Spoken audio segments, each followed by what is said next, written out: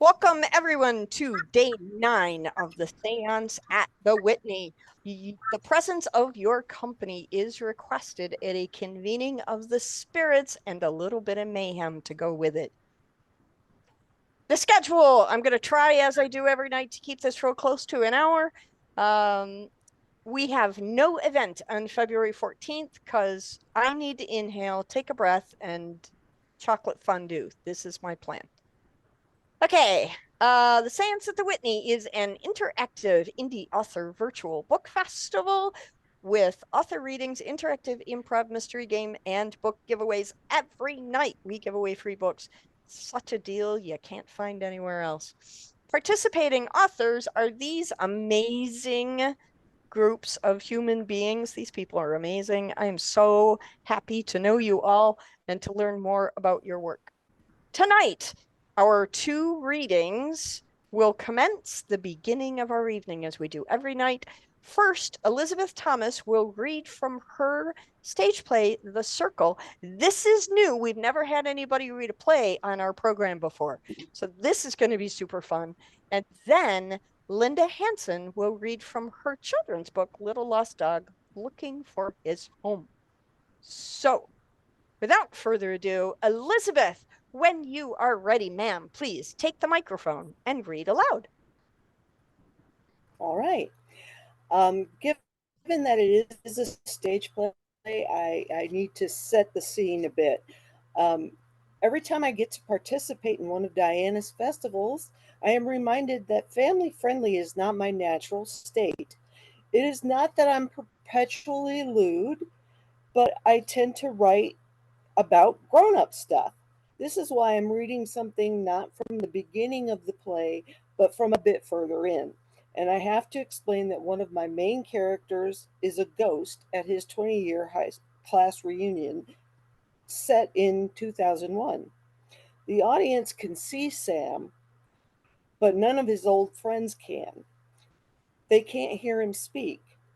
Allie, another main character, has asked the teacher she had a crush on, Randall Rivard, to be her date for the reunion. Complications ensue.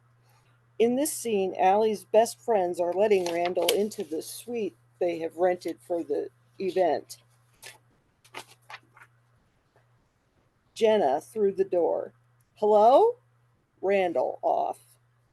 Allie? Jenna opening door. She's in here, Mr. Rivard. Allie's nervousness causes her to wind up pressed behind the door as Randall enters. He is a handsome, distinguished gentleman of mature years, everything Allie has said he is, though he is dressed impeccably, and whatever he and Allie are wearing, their clothes must coordinate. Sam quickly and surreptitiously straightens Randall's tie as he enters. Randall is carrying a somewhat bulky briefcase. Randall. Hello, you look just the same. Jenna, you do too. Randall to Lauren. And you do too, and you both look lovely, but where's Allie? She's hiding behind the door, Mr. Rivard. Sam pulls the door ever so slowly shut, revealing Allie. Allie. Sheepish. Just checking for bugs. Randall. You must mean the electronic kind because this room's too nice for the crawly ones. He takes both of Allie's hands. You look beautiful, my dear. Allie. So do you. It's so good to see you. Randall draws Allie into a hug. It is warm, but not improper. Coming out of the hug, he reclaims her left hand and brushes her wedding ring with his thumb. I see you still feel the need for the masquerade. Allie nods, ashamed of her weakness in his eyes.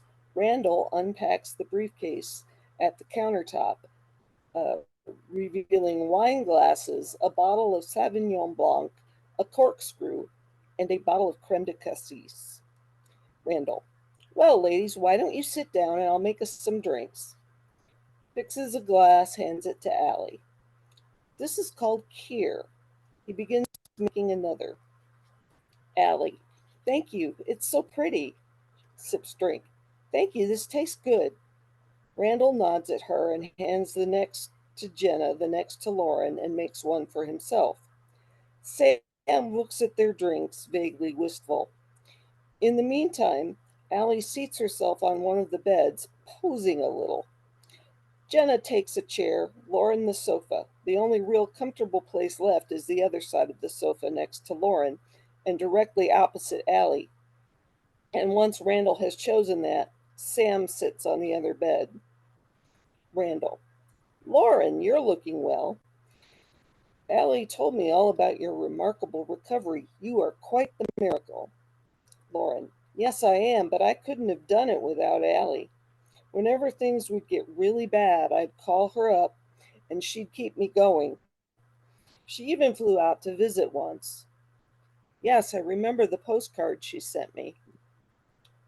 Allie's drink is down considerably more than anyone else's. She offers Randall a quick smile for remembering her postcard, then speaks to Lauren. Ah, you're just trying to make up for ratting me out to Brienne. Randall, what's this about Brienne? Brienne Moody? Jenna, nothing. Sam rises quickly, deftly knocks a painting from the wall, and sits back down. Randall rises to pick it up and replace it. Randall, well, that was certainly bizarre. Fortunately, there's no damage. He notices Allie's drink while he's up and adds a little from the creme de cassis and enough wine to fill it up. Here you are, my dear. Allie, thank you. I guess that's just Sam letting us know he's here. Lauren, you mean being a pest and trying to push you in the wrong direction? Jenna, or more likely, they're just getting way too vigorous decorating the banquet room. Randall, Sam? Sam walks over in front of him and bows deeply. Allie, Sam Preston, the one who took me to senior prom. Randall, oh yes, I remember. Shocking enough, he died, but I seem to recall there was something odd about it. Sam looks guilty and tries to shush Randall. Lauren, too quickly, no, no, just your run of the mill car accident. Randall, I suppose it's nice to believe he is here. For all we know, he could be. Allie, well, in any case, it's a terrible shame. Sam would have made a superb director, stage or film, take your pick. She instinctively raises her glass in Sam's direction. He nods, acknowledging the toast. Randall, what makes you say that? Is that what he wanted to do? Yes, Allie says. That was his dream. But aside from that, I just know he has a real talent. And that's pretty much my 8 minutes, except to say I got some exciting news, and this is going to be produced locally at one of our community theaters in the Austin area. Skewer of it was actually going to see the board. So congratulations. Excellent. Well done. Thank you for the spectacular reading. And I'm going to go buy it so I can find out how the rest of the play goes. Well done. Good job. Thank you. Good job. Okay. Next, let me see if I can share my screen again. Next, we are going to hear from Linda Hansen and her newer children's book, Little Lost Dog Looking for His Home. Linda, are you ready? Yes, I am. And I'd Great. like everybody to realize that not only did I write it, but I illustrated it. So I'm going to be showing you the pictures as we go. Fantastic. Ready. The Ready. people who live in the gray house received a text containing a photo, along with the question, do you know this dog? Who is he? They asked. Where is he? The nice lady who sent the text lives 5 houses away. She was taking a walk and found the little dog all alone, walking in the street. The people in the gray house walked the short distance to where the little lost dog was, and the nice lady was standing. The minute the dog saw the man from the gray house, he ran to him as if he knew him. The people took the little lost dog home with them. He had no collar, which prevented them from knowing his name or anything about him. I wish he had a collar and a tag with his address, said the lady. How will we ever find his real home? A collar with a dog tag is so important. I will call you little boy, said the man, as he gently put the little dog in his car. The man drove to an emergency clinic where a special tool called a wand was used to see if the dog had a microchip. If he did, it would show the name of his owner, their address, and their phone number. Sadly, his owners never had a chip placed in little boy. It was impossible for the people in the gray house to contact anyone. They didn't understand why the owners of little boy didn't make sure their dog had a microchip. The people took little boy back to their home. They thought of ways they could try to find his family. They posted his picture along with their name and phone number on several social media sites, hoping someone would recognize him. They called the police. They visited the animal shelter. They put a sign at the corner near their home. One day stretched into 2 days, which turned into 3 days. It seemed that no one was looking for little boy. Now you can see it better. The people in the gray house have 2 dogs of their own. If one of their dogs was missing, the people knew they would look everywhere to find them. They couldn't understand why no one was looking for little boy. Having a dog is having another family member. It is a responsibility. Maybe his owners are on vacation and the person who was supposed to be watching him didn't do a good job, said the lady. Maybe the owner is sick and an ambulance came to the house and little boy ran out the door while the paramedics were taking care of his owner, said the man. The people felt sorry for little boy. He must feel frightened and confused, said the lady. He is in a strange house where he has never been before.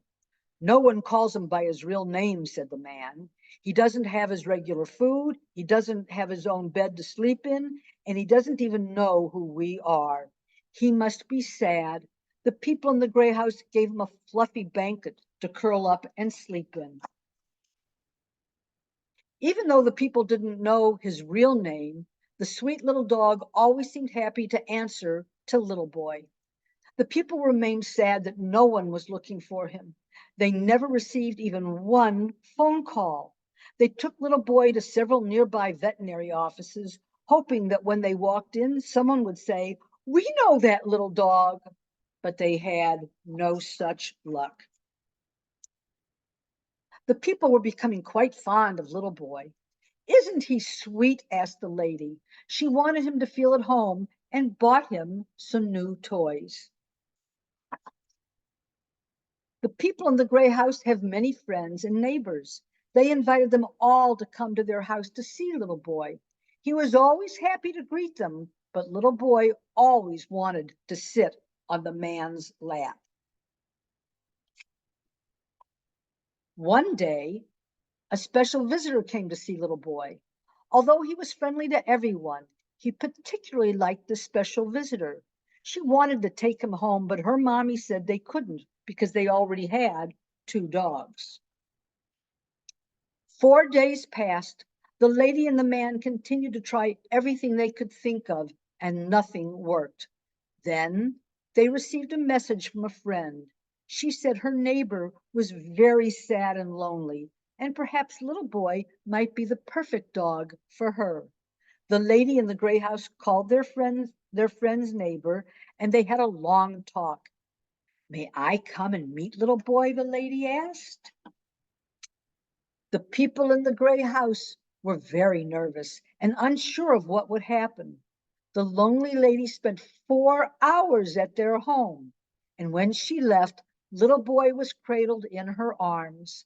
The lady no longer felt lonely, and little boy was headed to his new forever home. What a happy ending and a beautiful new beginning. That's the end of the story. But for those of you who are interested, these are pictures. Oh, I'm going to get it this way. These are pictures of the real little boy. And his name is now Cole, C-O-L-E. Very cute. Well done. Thank you so much for reading. Even hearing it the second time, I like it just as well. Congratulations. Again, Linda Hansen, hold up your book. Little Lost Dog Looking for a Home. She is both the artist, the illustrator, and the author for that book. So check that out. Elizabeth Thomas, do you have your book handy? There it is, The Circle. That is a real live published play, you guys. Go check that out. Super duper fun. Thank you, everybody, for your readings. Thank you coming out tonight and listening to our amazing community. I just keep being blown away by the talent of everybody. All right, here we go, you guys.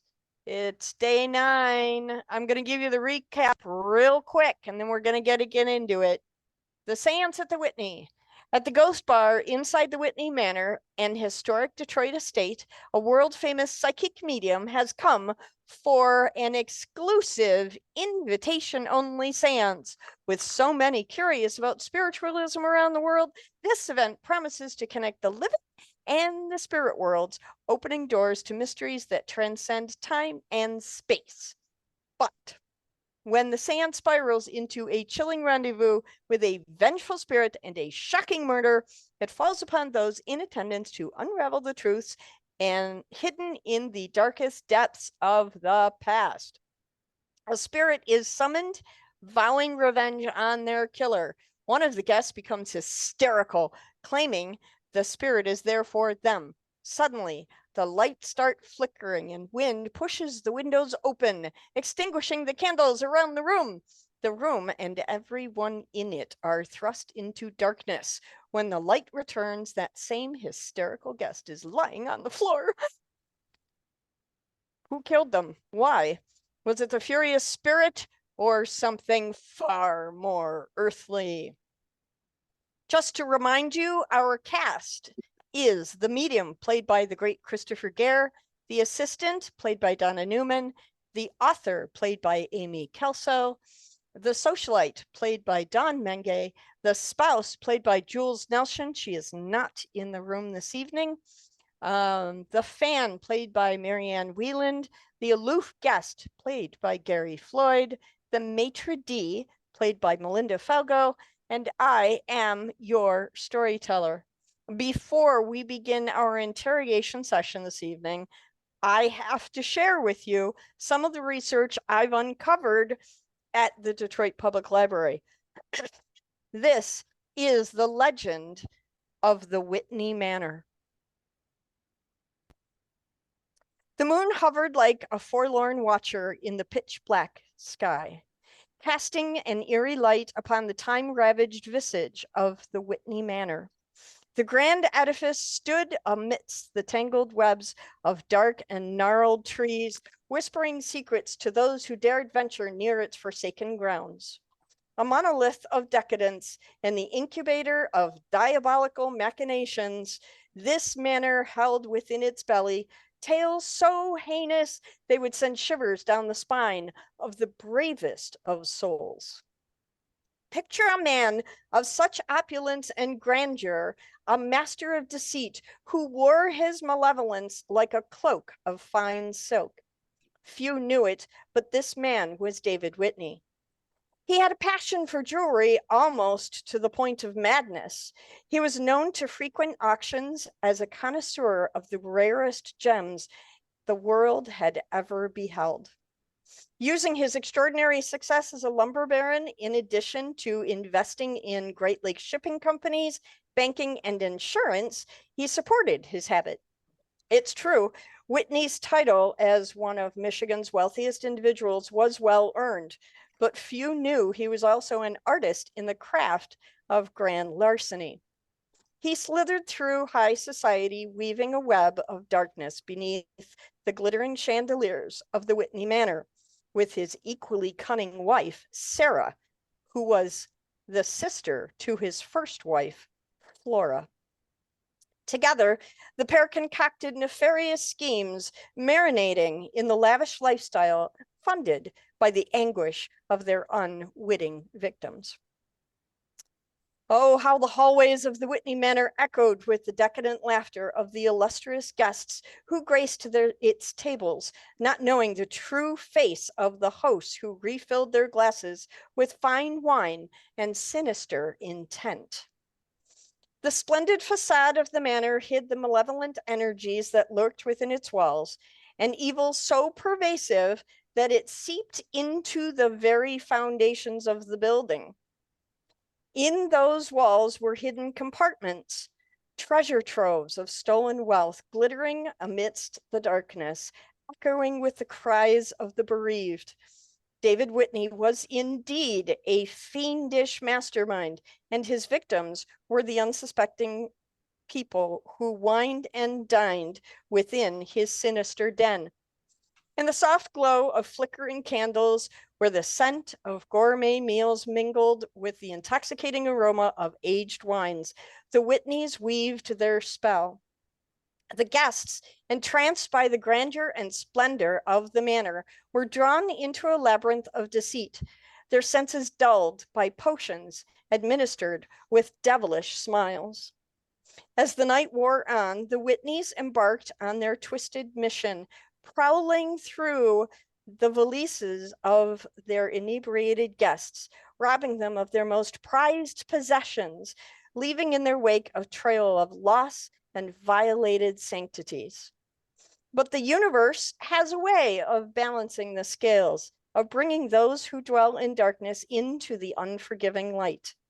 It was on such a night that the facade began to crumble and the shadows revealed the demons that lurked within. Clyde Berkson, an astute gentleman with an eye for details, bore witness to the vile act as the coveted necklace, a family heirloom, was stealthily lifted from his beloved wife's, Amanda's, delicate neck.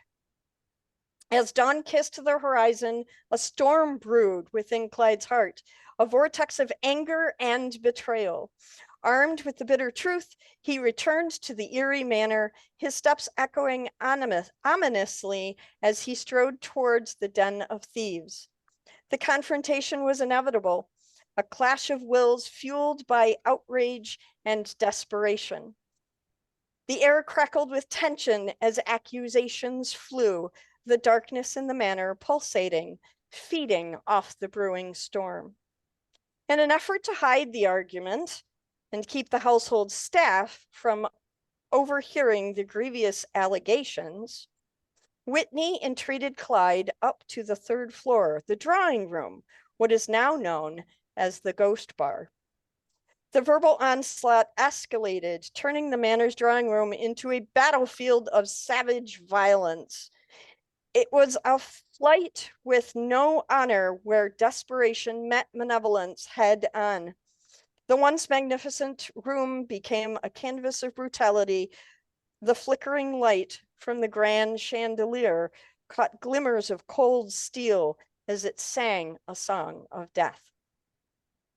The sword from the mantle, a piece of decoration, turned into a weapon of vengeance, met the concealed knife, a tool of treachery. Blood was spilled, staining the pristine marble floor with a horrifying testament to human darkness. The two men fought with savage ferocity, a dance of death that had no spectators, only participants ensnared in a web of darkness. Both men were warriors in their own right, fueled by anger and a sense of personal justice. As they clashed, the manor seemed to absorb their hatred, their rage, resonating with an evil that found delight in human suffering. As the blows landed and flesh was torn and blood spilt, the darkness reveled, feasting upon the energies released in their brutal combat. In the end, both men lay broken, their life force ebbing away amidst the cold and indifferent splendor of the manor. With a snarling face and a heaving chest, Clyde spat an evil curse, his final words a symphony of death that echoed through the empty halls, a testament to human greed and darkness. To the police, Whitney claimed self-defense. The grim tale did not end with Clyde's demise. The whispers of stolen wealth and hidden gems that lay within the bowels of the wicked manor persisted, echoing through time like a malevolent beacon. As the years rolled on, the legend of the thief grew.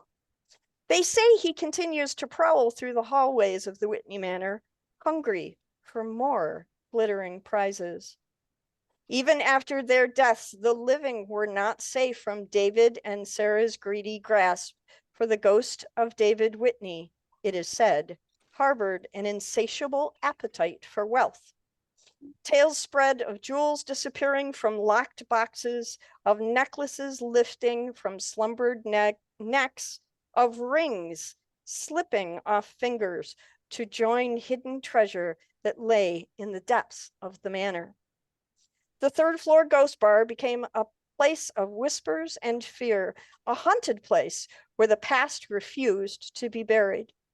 The current household staff attest to the spectral figure of David Whitney, a diabolical thief, even in death, haunting the hallways on a never-ending quest to add to his hoard, a testament to human greed that transcended the barrier of death. It has been decades since the years of Detroit's most opulent and secretly fiendish couple lived in the manor. Distant relatives, among them great-granddaughter Amy Kelso and great-grandson Richard Whitney, have lived, off and on, since the late 1980s, taking up residence in the upper apartments while sharing the enormous house and grounds with the Wayne State Medical Society, among others. Most recently, the manor went through a lengthy and costly restoration post-COVID and continues to operate as a restaurant and special event space. The moon still casts its eerie light upon the Whitney Manor, a silent witness to the darkness that lurks within the walls. The tales of the ghost bar persist, a siren song for those who dare to venture close, lured by the promise of hidden treasures and haunted by the ghostly figure that walks its halls, a specter of greed and malevolence, a being that knows no rest, bound to the darkness that birthed him. Today, the Whitney Manor stands as a monument to human darkness, a place where greed and deceit echo through time, a haunted ground where the ghost of a thief walks, a never-ending reminder of the darkness that resides in the human heart, a darkness that even death cannot quell, and a magnet to thrill seekers and curious souls who dare to play with the spirits of the past. So ends the legend of Whitney Manor. This information may be important to your future interrogations. However, recognize this is a legend. Some of it may or may not be true. We'll begin our questioning tonight with Miss Amy Kelso. Go. Oh, your microphone's turned off. I just have to say, I mean, I, of course, as an author, love good stories, and that was a beautiful story, but obviously not true. My great grandpa would never do such things, and I'm offended that you would apply that he does. I am sure he is totally innocent and that somebody made up this story. Again, beautiful story, but obviously not true. Just have to make that point. Can we turn her microphone back off? Mark Love, go ahead. I was curious because while you were reading this, I was watching Amy Kelso, and she seemed to be preening every time somebody made comment about evil doing and dastardly deeds and whatnot. And I thought, she's taking great pride in this story. Interesting. I just enjoy a good story, but it obviously is not true. That's all. Yes. Okay. All right. Wolf, go ahead. Oh, great storyteller. Uh-huh. Able to divine what curse Clyde placed on the mansion. I have not uncovered the true nature of the curse. All I found was a frantic maid who told the police that he was spouting a curse, and some of it may have been in a different language. It was never determined exactly what the curse was or what the language was. I'm going to continue to do my digging And we hopefully will have an answer on that soon. I've asked for some special materials from the Detroit Public Library to help me do that research. Anyone else have Great. questions? Melinda, go ahead. Well, first of all, I am not sure that I like you digging up this legendary dirt on the Whitney Mansion. After all, we have a reputation to uphold. But it's That what being reporters said, do, so. That being said, I would like to check with all of our guests who are here at the seance to see if any of them are missing any pertinent items or jewelry. So if we could go around the cast of the table to all of our members, and if anyone can report if they're missing any jewelry, earrings, necklaces, rings. Okay, let's start going around. Christopher, are you missing anything that you brought into the room with you? No, hat, balls, all good. Check under the hat. Donna Newman, are you missing anything that you came into the room with? I did find that ring that I stepped on with my foot, but I did not missing anything of my own. Okay. Who else? Who else is in Our our aloof- Dawn, turn on your microphone. Are you missing anything? I'm not missing any personal items that I'm aware of, but there's been a lot of emotion going on, so I will double check. But I am missing a little bit of my pride because I came here in a disguise dressed as a woman, and now I'm feeling a little ashamed that I was deceitful to everyone. So I just wanted to apologize that I did not come in my true form as Troy. I appreciate your apology. Amy Kelso, are you missing anything? I am not, although I will tell you, because of the nature of this, I did not wear any of my expensive jewelry because I wasn't sure of the crowd. So wasn't sure of the crowd. That's interesting. I thought the Whitney has been your safe haven for decades. Well, it is, but some of these people coming to the seance, I wasn't so sure about. I mean, look at Christopher. He could have easily hidden stuff in that hat. I'm just saying. That brings me to an interesting question, which I'll ask in a moment. Melinda Falgo, are you missing anything?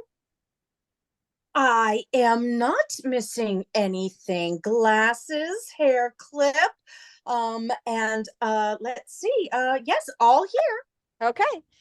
Marianne, are you missing anything? Yes, I am missing a ring.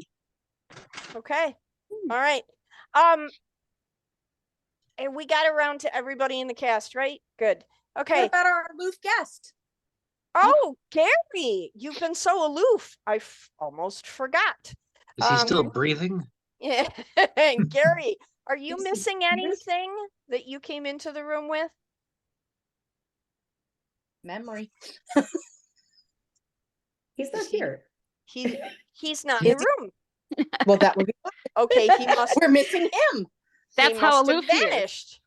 Wow, he's been so aloof we didn't even notice he wasn't in the room.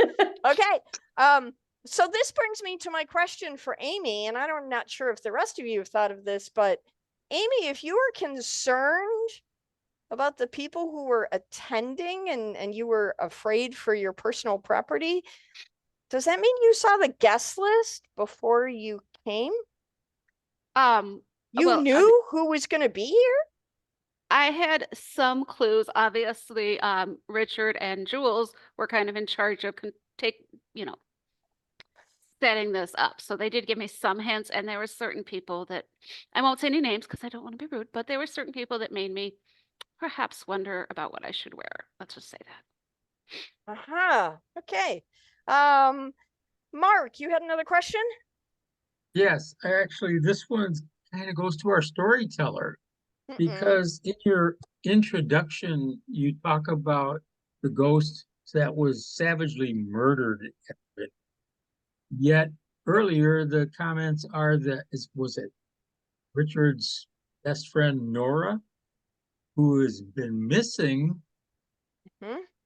Well, you never identified, all right, if she's not dead, then whose spirit is the one that was so upset with her? Well, that's part of the mystery, isn't it? All I wanted to put forth for you was in my research, I found out that there are other spirits reportedly walking these halls. Jack Daniels and Johnny Walker, I'm sure a lot of spirits there, so. Okay. Yeah, the Christian brothers, especially. There you go. Yeah. Hiram Walker, so close to him. Yes. Justine, question. Oh, there you go. Yeah, there. Okay, Marianne, you said you were missing a ring. What does it look like? It's just a plain gold ring. No inscription? Jewelry? No. I have nothing to say about that. Marianne, is there an inscription on your ring? Remember, you cannot lie to us. The question has been asked of you directly. Wasn't there an inscription on your ring? Yes, I'm M.A. I believe it's All My Love. Okay. So that's the ring that Donna found. It sounds very sweet. I know your husband couldn't be here with us tonight. Could that have been a ring that he gave you? Could be. Okay. Yes. Could be. All right. Who else has a question? Mark McCrack, go ahead. I have a question for Amy. Since you were screening the list, did any of your background check or anything like that find anybody that was a felon or a criminal, past criminal? Let's be clear. I was not screening the list and checking everyone out. I glanced at some of the people and thought, oh, yeah, no, maybe not. But what made you determine that, though? I mean, did you know them from prior, or you didn't randomly select them without knowing something about them? Let's just say that there was at least one person on the list that I knew enough to be cautious. We'll just leave it at that. Oh, okay. Gotcha. Interesting. Justine, go ahead. How about we don't leave it at that? Who was it that you didn't want to, you didn't trust that was coming? I don't want to hurt anyone's feelings right now. I'm sorry. I can't say. Oh, I'm sorry. I got to press you on this, Amy. You've been asked a direct question, and we cannot lie to one another, else we're never going to solve this murder. Who was the person in the room that made you nervous? Well, and you may not. It was Dawn, because something in me had. Yes, let's just say I had a feeling it was Troy, and I've never trusted Troy. So I was not going to wear anything around him that I might be afraid to lose. So. Okay. Mandy Jo, go ahead. Marianne, now Donna had said a while back that she had found a ring. And now you're just coming out saying that, oh, I lost a ring. You just noticed? Are you that enveloped with the great Christopher that you had no idea that you lost this ring when Donna said she found one? She is a devoted fan. The great one, I knew at some point would tell me where my ring went. It got tight on my finger, and I took it off and I put it in my pocket, and it just disappeared.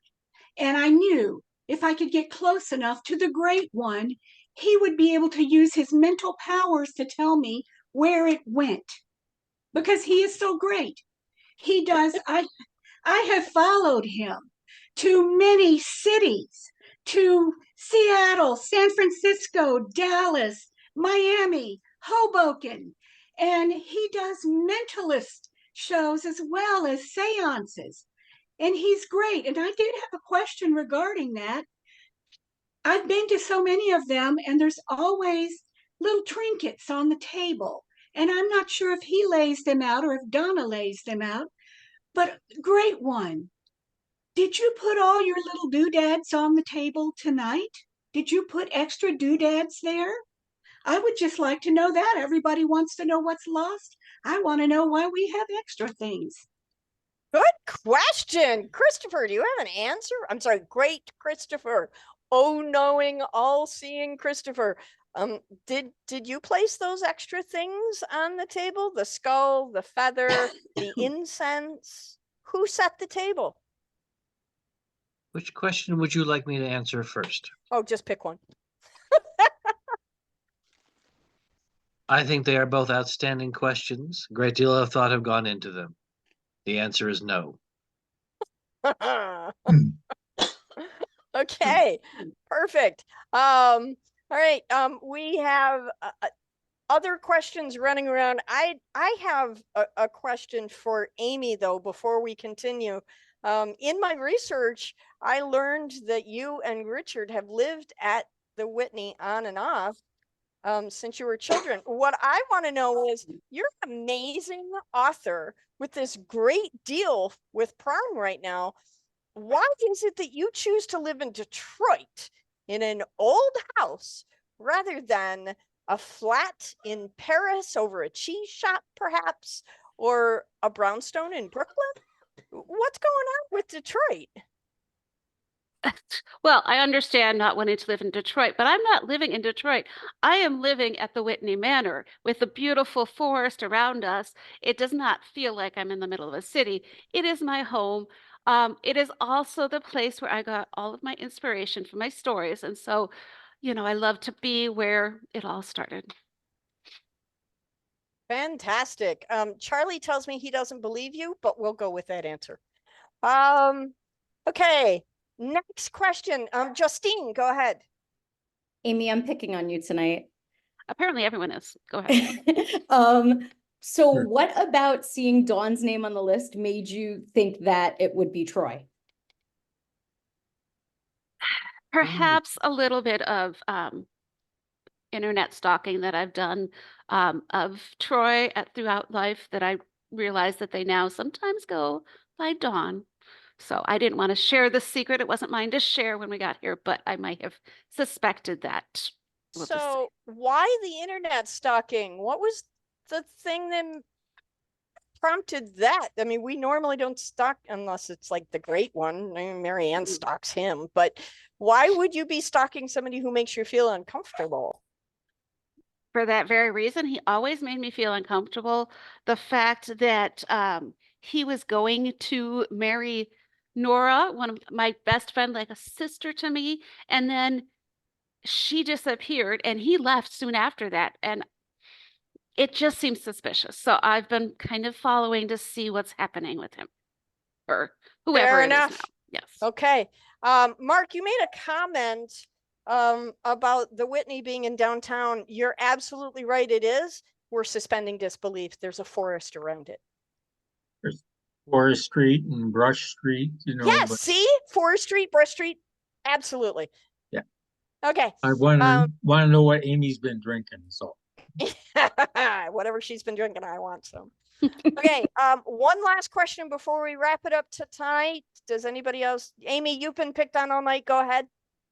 Sorry, I just have the one question I've still been trying to figure out everybody's relation to everyone else. And the only person that I haven't found a direct link to is Donna. So Donna, I'm going to ask you, how are you directly related to us as well? Hang on, I've got my notes here. Yeah. Did you know Richard or Nora or myself before this evening? Because it seems like everyone else around this table has.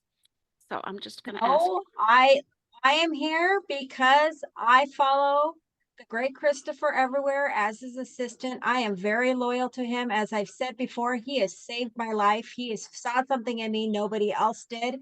So my only connection is through him. Okay. Hope that answers your question. That sounds like a solid answer to me, guys. Okay, that would be, as Christopher says, a solid no. All right, we are done with this evening. I hope you will all return back to the Whitney tomorrow. to join us in another round of interrogations and leaking of clues. So who did it? Sift through all the clues of the replays, ask questions, get ready to sling your accusation at the end of the month. Remember, when you hear I have nothing to say about that, it means either there's a red herring being hidden, the person answering the question genuinely doesn't know the answer, or your question is completely outside the realm of anticipatory storyline. How's that for language? Okay. You can find the replays on the website. They are also posted on our Facebook page and on our YouTube page as well. Wax drippings, you guys know how we're playing this game, the wax drippings. Authors are collecting them because you guys are so cool in supporting all of our authors this month. As I said in the green room, we had an outside auditor come in and double check our numbers, and these are the standings as of today. Christopher Gare at 73, Deborah Reed at 67, Jules Nelson at 65, Andrew Allen Smith with 64, and Amy Corso rounds out the top 5 with 62. I really thought Deb had put you up to that. No, actually, my math skills are lacking. I have a degree in English and journalism. I don't do computational math well. So once a week, we bring in an outside auditor to double check the math. All right. Don't forget, the big reveal is happening on the 29th of February. So make sure you guys show up for that so you can find out who did it. We'll all find out together at the same time. And make sure you wear a hat because we're doing hat contests that night. So make sure you come. Also, I think I skipped it. Where did it go? I can't find it now. You know why? Because Diana erased it in this version of... See, I was so worried about tonight's story, I lost it. We're giving away books on the Spinning Wheel of Happiness. You know how this game is played. I really don't have to explain it to you. Every night, 2 authors read from their work, and we give away their books to people who are here. So write this down, Diana at pagespromotions.com. That's where you send your mailing address if you have won a book tonight. Tonight, Linda Hansen, we're going to be giving away your book first, and then we're going to be giving away Elizabeth's play called Crossings. No, the other book is Crossings.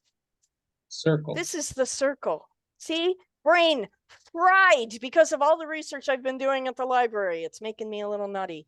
So we're going to give away Linda's book first. I'm going to share the spinny wheel before I spin it because that's kind of how this game is played. Charlie is so excited, you guys. Okay, here we go. Linda's book, first spin.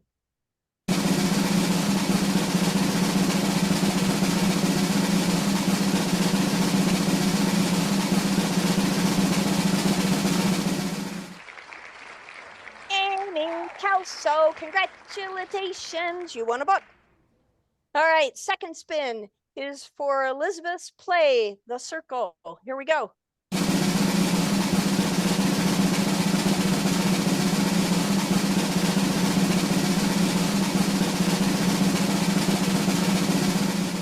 Look at that, by a hair on his chinny chin chin. Christopher, good job.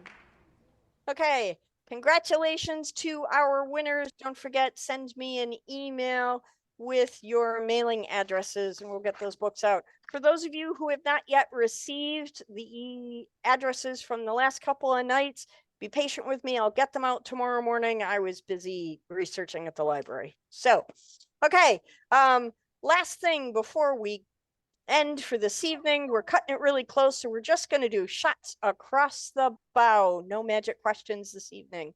So from our cast of wonderful characters, Marianne Whelan, shots across the bow. I think it's been a great night with good information and a lot of fun. Awesome. Mark, no, Mark, you're not. Amy, there you are. Okay. See, Mark, you're so involved. I almost forgot.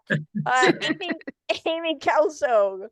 I just have to remind everyone that the information that Diana looked up is a legend, has not been proven. And again, my great-grandfather would never do such a thing. Just want to remind you that. Okay, me thinks she may perhaps protest too much. Maybe. Melinda, shots across the bow. Your microphone, dear. Just a great big thank you to you, Diana, for taking the time to delve into the mysterious history and put all of this insanity together. My pleasure, I assure you. This is as much fun for me as for anybody else. Okay, going around the room trying to find everybody. Gary's not here. Dawn, Jer, shots across the bow. Is Dawn still in the room? She's missing. Dawn's missing. Oh my She God. ran away when I accused her of stuff, I think. Is Troy here? Could be. You know, I'm getting concerned about how the spirits seem to be overtaking this thing. Sometimes people wisp in and out, and it's a little concerning. Man, shots across the bow. Your microphone. Who was it you called? Donna Newman. I just am wanting to thank everybody for remembering that it's the great Christopher and that we should be respecting him because, as I said, it's amazing. We indeed are not worthy. Christopher Gare, shots across the bow, sir. I want to agree with Melinda about, I think that was awesome what you did for making the time to do that tonight, but also let you know that you were overtime by about 8 minutes and 30 seconds. Because we were counting, yeah. Sue me. Sue me. Don't show up for the rest of the month. See how that works. Well, then he's definitely the one who did it. Thanks everybody for your indulgence with my story. There will be more research coming out in the coming weeks, so make sure you come into the room. I hope everybody had a fantastic time tonight. I know I did. Be well, everybody. See you tomorrow. Bye.